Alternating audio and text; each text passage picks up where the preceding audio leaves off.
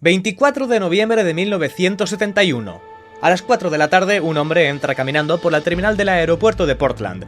Se acerca al mostrador de Northwest Airlines, pide un billete para el vuelo 305 con destino a Seattle y paga en efectivo, $20, sin equipaje. Nombre de la reserva, Dan Cooper. Se sube al avión como cualquier otro pasajero. Saluda, se sienta en la parte trasera, fila 18. En aquella época no hay detectores, escáneres, ni siquiera cámaras de seguridad. Nadie lo cachea, nadie lo mira dos veces. A las 4:30, el vuelo 305 despega con normalidad. A bordo van 36 pasajeros, 3 pilotos y 3 azafatas, nada fuera de lo normal. Pero 15 minutos después, ese hombre entrega una nota a una de las azafatas. Le susurra al oído que lleva una bomba. Se la enseña, una batería, cables, cilindros rojos, es real. Entonces lanza sus condiciones: $200.000 en efectivo, 4 paracaídas y un camión de combustible esperándole en tierra. Cuando por fin aterrizan, Cooper pide que el avión vuelva a despegar rumbo a Reno. En mitad del vuelo, a las 8:13 de la noche, en completa oscuridad, abre la puerta trasera y salta. A más de 3.000 metros de altura, sobre un bosque inmenso en el estadio de Washington. Nunca se supo nada más de él. El FBI tardó 45 años en cerrar el caso. Se investigaron más de 800 sospechosos, se rastrearon cientos de kilómetros de terreno, se revisaron cuentas bancarias, archivos militares, informes meteorológicos. Hasta hoy, sigue siendo el único secuestro aéreo en la historia de Estados Unidos que nunca se ha resuelto. Nadie sabe quién era, nadie sabe si sobrevivió, nadie volvió a verlo jamás. Y sin embargo, lo planeó todo al milímetro. Un salto al vacío, una desaparición perfecta, y un caso que más de medio siglo después sigue más vivo que nunca. ¿Quién era ese hombre? ¿Cómo logró escapar? Y sobre todo, ¿cómo nunca lograron atraparlo? El miércoles 24 de noviembre de 1971, entre la gente que entra y sale de la terminal, un hombre llama la atención. Traje oscuro, camisa blanca, corbata negra sujeta con un clip, gafas de sol oscuras y un abrigo negro que apenas deja ver el maletín que lleva en la mano. Según algunos testigos, en la otra mano lleva una pequeña bolsa de papel. A pesar del clima y del ambiente previo al puente de Acción de Gracias, no parece alterado ni con prisas. Se mueve con calma, se acerca al mostrador de Northwest Airlines, pide un billete solo de ida para el vuelo 305 con destino a Seattle y paga en efectivo. $20, unos $160 hoy en día. En el recibo escribe con tinta roja el nombre con el que pasará a la historia: Dan Cooper. El billete no incluye equipaje facturado y nadie le pide identificación. En 1971 no había controles de seguridad estrictos y menos en los vuelos nacionales. Simplemente pasa al área de embarque. El vuelo 305 es un Boeing 727-100, un avión de fuselaje estrecho, pensado para rutas cortas, pero con una particularidad que lo hace único: una escalerilla. Esa característica será la clave de lo que está a punto de suceder. A bordo viajan 36 pasajeros, el avión va medio vacío. En la cabina de mando están el capitán William Scott, el primer oficial Bill Rataksak y el ingeniero de vuelo Harold Anderson. En la cabina de pasajero trabajan 3 azafatas: Alice Hancock, Florence Schaffner y Tina Mucklow. Cooper sube sin llamar la atención, se dirige a la parte trasera y ocupa el asiento 18E, en la última fila de clase turista junto al pasillo. Justo detrás está sentada Florence Schaffner, de 23 años. Tina Mucklow y Alice Hancock atienden al resto de pasajeros desde la parte delantera. A las 4:35, el vuelo 305 despega con normalidad. El Boeing asciende, estabiliza su rumbo hacia Seattle y la cabina se relaja. Dan Cooper, tranquilo, saca un cigarrillo Raleigh y lo enciende. En aquellos años aún se puede fumar a bordo. Llama a la azafata y pide un bourbon con soda. Pocos minutos después, cuando el Boeing 727 ya ha alcanzado altura de crucero, Dan Cooper se inclina ligeramente hacia el pasillo y hace un gesto a Florence Schaffner. Ella se acerca pensando que quiere pedir otra bebida. Cooper le entrega un pequeño papel doblado. Florence lo coge casi sin mirarlo y se lo guarda en el bolsillo, pensando que él solo intenta coquetear con ella. Pero Cooper no aparta la vista. Espera un segundo y con voz suave le dice: «Señorita, será mejor que lea esa nota. Tengo una bomba». Florence se detiene, saca el papel del bolsillo y lo abre. Escrito en letras mayúsculas con trazo limpio, el mensaje es breve y claro: «Tengo una bomba en mi maletín y quiero que se siente a mi lado». Florence se sienta en el asiento vacío junto a Cooper. En voz baja le pregunta si puede ver la bomba. Cooper coloca su maletín negro sobre sus rodillas y lo abre despacio, apenas lo suficiente para que ella pueda mirar dentro. Florence ve 8 cilindros rojos alineados en 2 filas, conectados entre sí con cables, y una batería cilíndrica oscura. Cooper cierra el maletín con la misma calma con la que lo abrió. Ahora sí, le dice lo que quiere. Florence coge un papel y un bolígrafo, intentando que no le tiemble la mano. Cooper le dice: «Quiero $200.000 en billetes de 20 para las 5 de la tarde dentro de una mochila. Quiero 2 paracaídas traseros y 2 delanteros. Cuando aterricemos, quiero un camión de combustible listo para repostar el avión. Nada de tonterías o haré el trabajo». Le deja claro que si se cumple lo que pide nadie saldrá herido. Cuando ella termina de escribir, él le pide algo más, que le devuelva la nota inicial. Florence se la entrega y él la guarda, borrando así la única prueba física. Florence Schaffner entra en la cabina de mando con el papel. El capitán William Scott lo lee y entiende al instante la gravedad de la situación. Contacta por radio con el control de tráfico aéreo. Informa de que llevan un pasajero con una bomba que pide $200,000 y 4 paracaídas. La torre alerta de inmediato a la policía de Seattle y a su vez a la FBI. La respuesta es rápida. El presidente de Northwest Airlines, Donald Nairop, es localizado en cuestión de minutos. Donald da la orden de cooperar al 100%, el seguro cubrirá el dinero. Arriba, el Boeing 727 recibe la instrucción de mantenerse en el aire hasta que todo esté listo. Cooper quiere que no aterricen hasta tener el rescate y el equipo preparado. El capitán pone el avión en un patrón de espera. Durante casi 2 horas, el vuelo 305 da vueltas sobre el sur de Seattle. En la cabina de pasajeros, la tripulación anuncia que hay un problema mecánico menor y que tienen que quemar combustible antes de descender.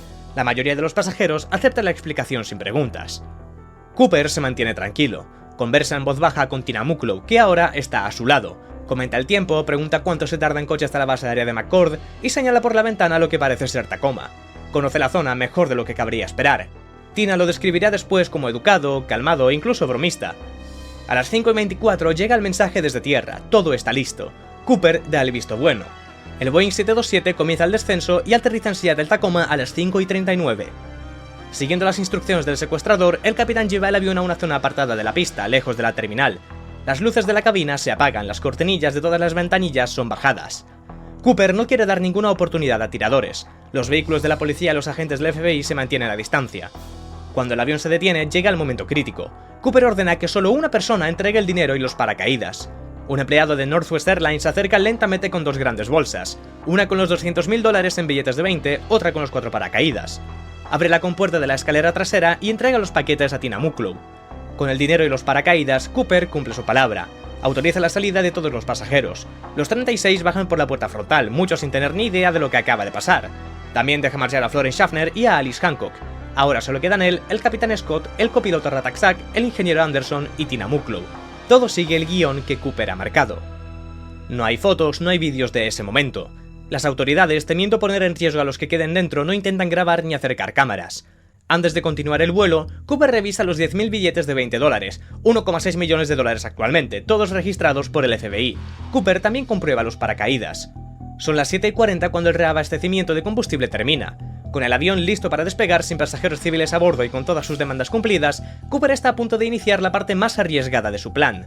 Ordena poner rumbo al sur, con destino final Ciudad de México, pero con una forma de volar muy distinta a la habitual. Nada de altitud de crucero ni velocidad máxima.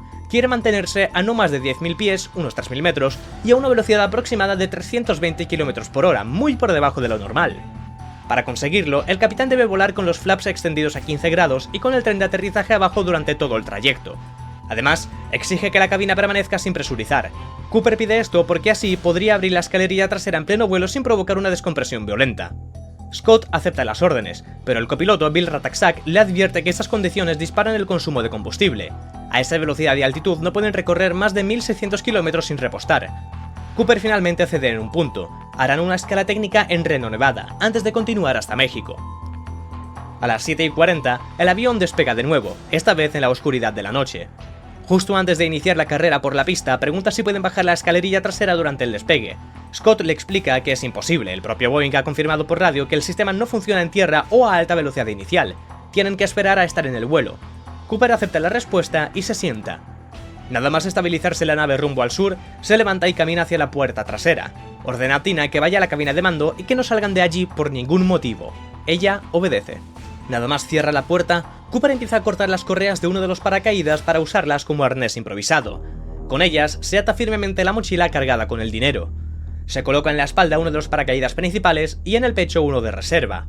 En la cabina delantera, Scott, Rataksak, Anderson y Mucklow vuelan en silencio, conscientes de que en cualquier momento Cooper dará el siguiente paso.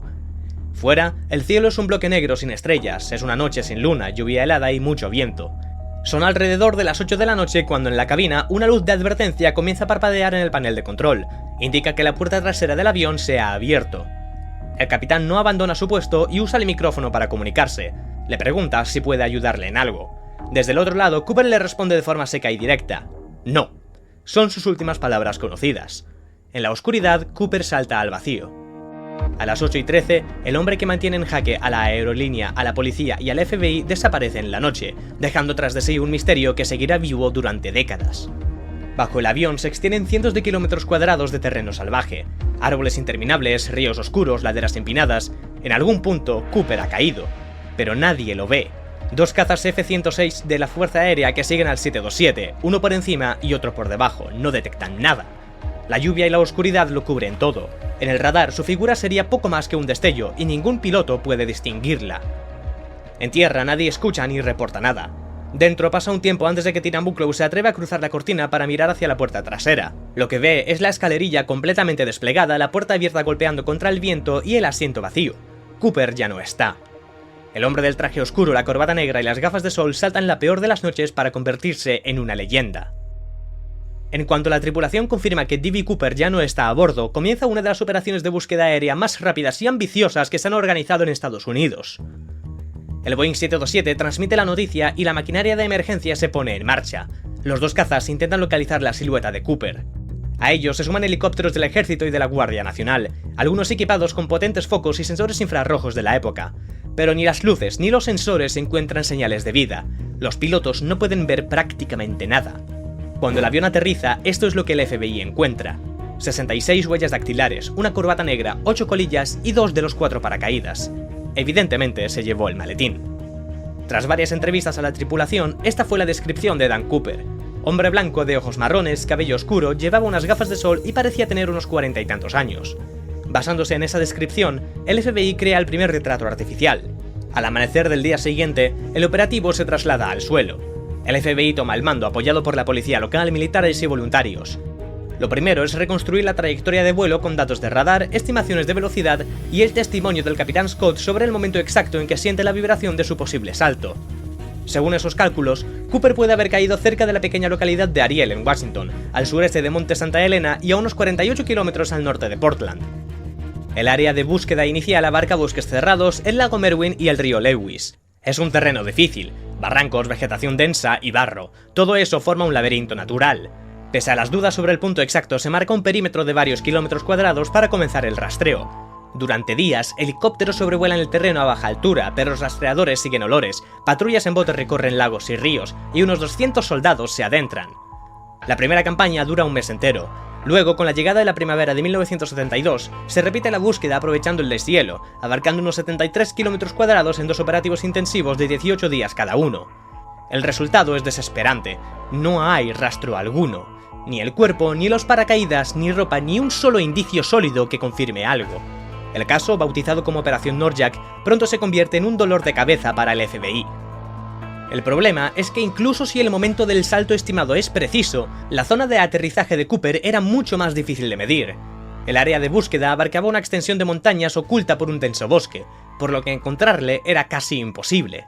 Así que el FBI se empieza a centrar en el dinero, rastrear los $200.000. El dinero se había recaudado del Seattle First National Bank, y los números de serie de los 10.000 billetes de $20 entregados a Cooper se habían archivado antes de ser entregados. La lista completa de estos se envió rápidamente a todas las instituciones financieras, organismos gubernamentales y al público en general. La intención era dificultar al máximo que Cooper gastara su dinero. Northwest Airlines y varios periódicos incluso comenzaron a ofrecer recompensas a quien encontrara un billete con un número de serie archivado. A pesar de estos esfuerzos, nadie lo consiguió. Eso fue hasta casi una década después. A principios de 1980, un joven llamado Brian Ingram estaba haciendo una fogata en una pequeña playa del sur de Washington. Mientras Brian escarba en la arena, encuentra 3 fajos de billetes por un total de $5.880. Tras enterarse del secuestro de Cooper, los padres de Ingram llevan los fajos al FBI. Los billetes son inspeccionados de inmediato y efectivamente los números de serie coinciden con los del rescate. ¿Cómo ha llegado el dinero tan lejos de la zona de lanzamiento? ¿Cooper los había escondido? ¿Otra persona? Al observar el mapa podías pensar que a Cooper se le cayó parte del dinero en el río Columbia. Los fajos podrían haber sido arrastrados río abajo antes de llegar finalmente a la playa de Tinnabar. En cualquier caso, el problema con esta idea es que el río Columbia fluye en dirección opuesta. Esto ha llevado a miembros del FBI a reevaluar todo el vuelo. Por ejemplo, si la zona de lanzamiento estuviera mucho más al sureste, cerca del río Washougal, es posible, aunque improbable, que el dinero flotara hasta Tinnabar. Aún así, no tendría sentido que 3 fajos distintos en caída libre lleguen al mismo sitio. Esto era algo planeado y pensado. Para complicar las cosas, según un análisis, el dinero llegó en torno a 1974. Además, cuando Ingram descubrió los fajos, las bandas elásticas que los mantenían unidos aún estaban intactas. Las bandas elásticas no podrían haber soportado la exposición al aire libre o al agua durante más de un año. Por lo tanto, Cooper, o alguien cercano a él, enterró el dinero, o quizás alguien que simplemente encontró el dinero. Desde el descubrimiento de Ingram en 1980, tanto el Tina Bar como los terrenos que rodean el río Washougal se han registrado decenas de veces, pero hasta la fecha no se ha encontrado rastro de Cooper ni del resto del dinero. Para descubrir quién es D.B. Cooper, primero tenemos que analizar mejor todo. El Boeing 727 que D.B. Cooper eligió no fue por azar. Era en ese momento el único avión comercial con una escalera integrada, la llamada Ventral Air Stair. Esta característica única permitía saltar desde la parte baja de la cola sin tener que abrir las puertas laterales. Ningún otro avión de pasajeros de la época ofrecía esa posibilidad, y Cooper lo sabía. Además, sus 3 motores permitían volar estable a baja velocidad y altura. Con la configuración que él ordenó, flaps a 15 grados, altitud a 3000 metros y velocidad en torno a 320 km por hora, el 727 se comportaba como un avión de carga lenta pero estable. Más tarde, Boeing confirmaría que era posible saltar desde la escalerilla a esa altura sin ser arrastrado violentamente por el flujo de aire. El método fue tan inteligente que tras el secuestro se introdujo un sistema de seguridad llamado Cooper Vane, un dispositivo que impedía abrir esa escalerilla en pleno vuelo. Cuando Cooper pidió 4 paracaídas, 2 principales y 2 de reserva, estaba jugando con la mente del FBI. Con ello hizo creer que podría llevar a un rehén en el salto. Eso obligó a que le entregaran equipos en perfecto estado, evitando cualquier intento de sabotaje. Para cumplir con lo que pedía, fueron a una escuela de paracaidismo civil en Issaquah y trajeron de allí los 4 equipos. Al final, Cooper escogió un paracaídas principal y uno de reserva en buen estado. Con otro de los que sobraban improvisó, cortó las correas y las usó para atarse al cuerpo a la bolsa con los $200.000. La elección de material y la forma de usarlo dejó claro que tenía experiencia en paracaidismo y sabía perfectamente lo que hacía, no había nada improvisado. Pero el salto de Cooper fue completamente temerario, no solo por el método, sino también por cómo iba vestido. Saltó con su traje oscuro, zapatos de cuero, gafas de sol y sin ninguna prenda pensada para soportar el frío. Se quitó la corbata antes de lanzarse y la dejó en su asiento, pero no llevaba guantes, casco ni ropa térmica. La noche del 24 de noviembre de 1971, la temperatura a la altitud del salto rondaba los 7 grados bajo cero. Llovía con fuerza, el viento soplaba y las nubes estaban tan bajas que no se veía absolutamente nada. Ni luna, ni estrellas, ni luces de pueblos cercanos. Saltar en esas condiciones significaba lanzarse a ciegas sobre un terreno boscoso y helado. Por eso, una teoría es que desde un inicio Cooper no sobrevivió al salto. Pero, ¿qué tan probable es esto? Para empezar, todo lo que hizo durante el secuestro demuestra que Cooper era frío, calculador, metódico. Casi con total seguridad llevaba semanas, quizá meses, preparando cada detalle. Ahora bien, la noche del salto las condiciones eran extremas. El vuelo 305 estaba entre una tormenta helada a miles de kilómetros de altura. El viento era tan fuerte que arrancó una parte de la escalera del avión.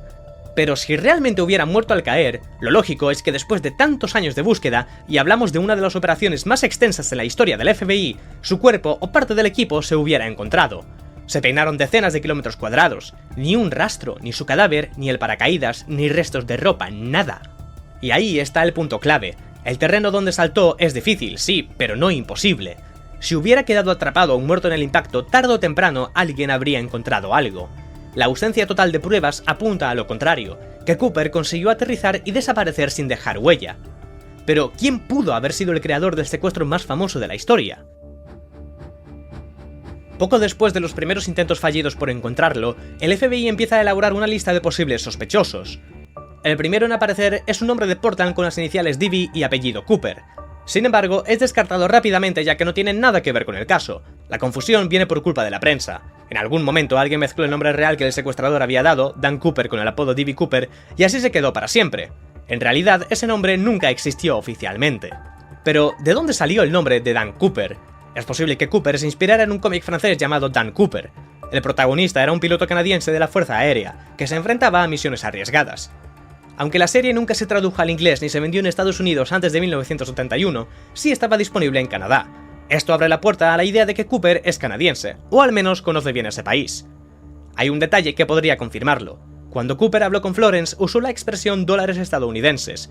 Que un ciudadano estadounidense especifique su propia moneda de ese modo es algo extraño. En cambio, para un canadiense o para alguien del extranjero acostumbrado a diferenciar monedas, esa frase saldría de forma natural.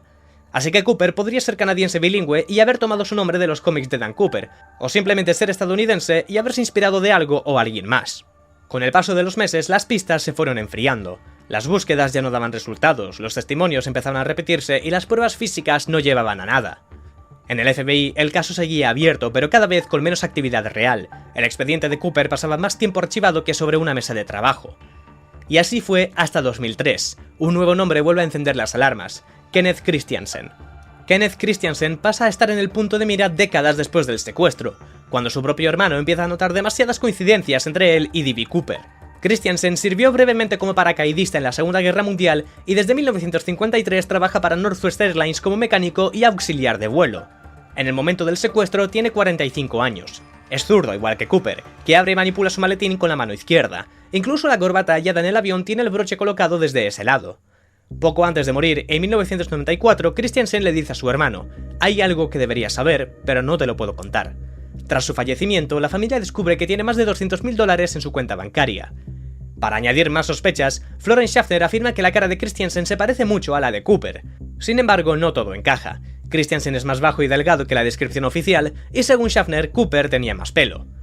El FBI investiga y concluye que el dinero procede de la venta de terrenos, no del rescate.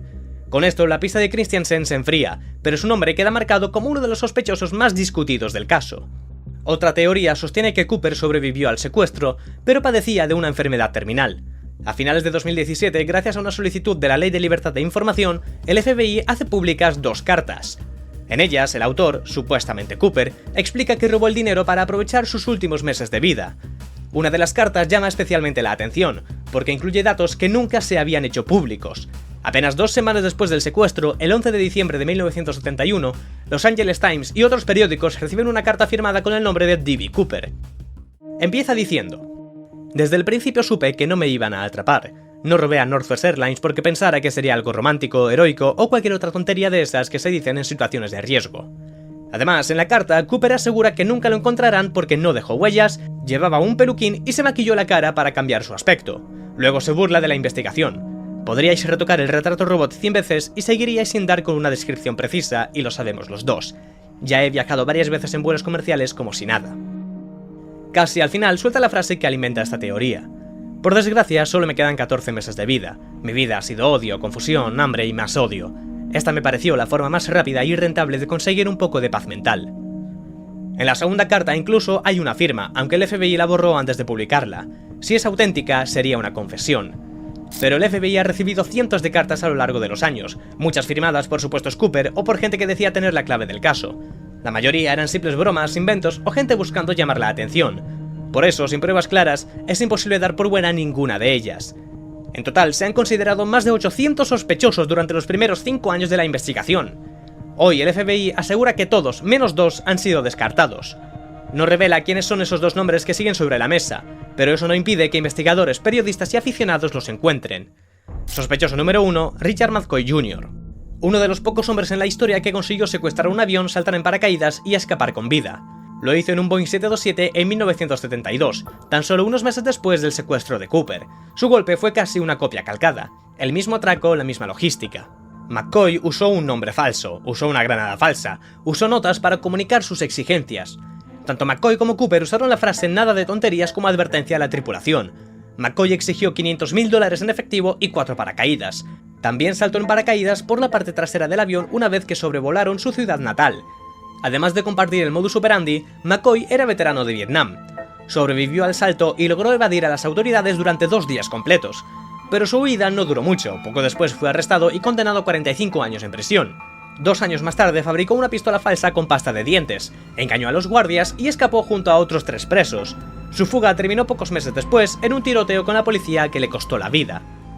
Décadas más tarde, en 2020, su hijo Rick rompió el silencio. Tras la muerte de su madre, aseguró que ella no solo les confesó que su padre era D.B. Cooper, sino que también participó en la planificación de ambos secuestros, incluso llevándolo al aeropuerto.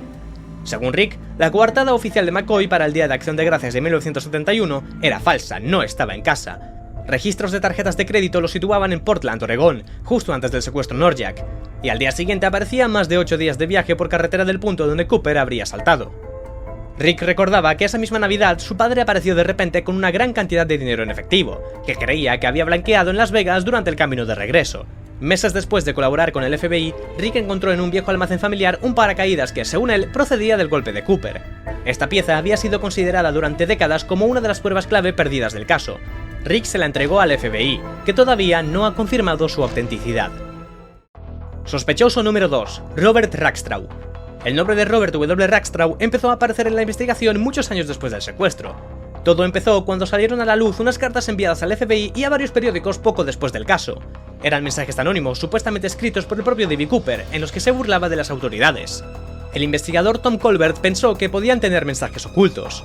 Para comprobarlo, pidió ayuda a Richard Sherman, un antiguo experto en códigos del ejército. Sherman analizó el texto con un método de conteo de letras y dijo haber encontrado un mensaje escondido: "Soy el teniente Robert Rackstraw". En otra carta, según él, aparecían referencias a las unidades de paracaidistas donde Rackstraw había servido. Algunos expertos dudaron de sus métodos, porque Colbert ya creía que Rackstraw era Cooper, pero lo cierto es que las coincidencias no se quedaban solo en los códigos.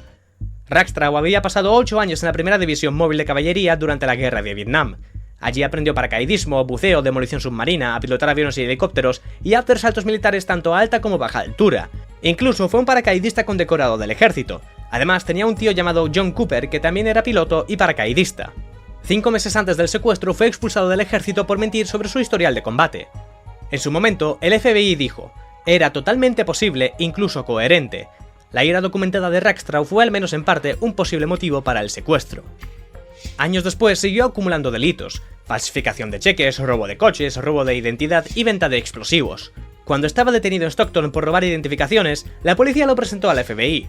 Los agentes, al comparar su foto policial con el retrato robot de Cooper, vieron 9 coincidencias físicas, desde la forma de la cabeza hasta el inicio de calvicie.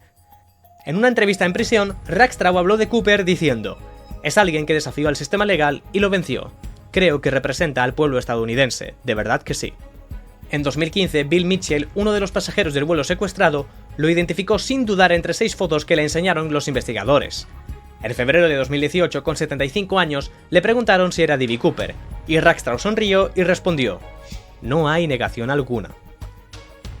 A pesar de que el caso está oficialmente cerrado desde 2016, el FBI ha seguido trabajando silenciosamente para seguir estas nuevas pistas, y tal vez pronto veamos el caso resuelto. Si te gustan este tipo de historias y quieres más contenido, dale like y suscríbete.